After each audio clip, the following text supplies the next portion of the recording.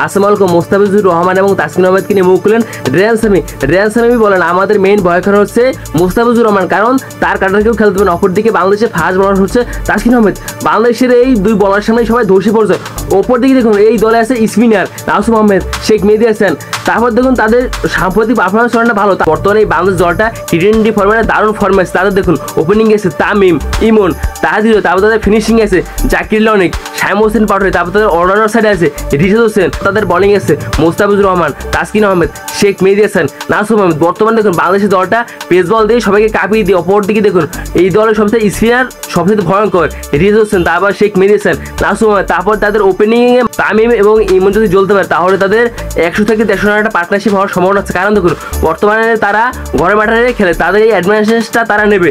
তারা দেখুন ঘরের মাঠে সব কিছু চেনে। তারা দেখুন মিরপুর মাঠে তারা শেষ ম্যাচটা কীভাবে জ্বলছে, ওয়ানডে ম্যাচটা সৌম্য সরকার এবং সাইফ হাসান তারা দারুণ খেলছে। তারা 170 রানটা পার্টনারশিপ করছে। অপরদিকে আমাদের এখন মেইন টার্গেট হচ্ছে তাদেরকে আমরা টি20 সিরিজটা আমরা কীভাবে হারবো। আমাদের বলছে রেয়ান সামি বলছে বর্তমানে টি20 ফর্মটা অনেকটা সুশীল হয়ে গেছে বাংলাদেশে এখন আমাদের দাঁতে দাঁড় টক্কর দিয়ে তার কি ম্যাচগুলো হারাতে হবে। আমাদের বলছে রেয়ান সামি বর্তমানে বলছে আমাদের মেইন ভয় কারণ হচ্ছে মোস্তাফিজুর রহমান এবং তাসকিন আহমেদ, কারণ তারা বর্তমানে দারুণ ফর্মে আছে।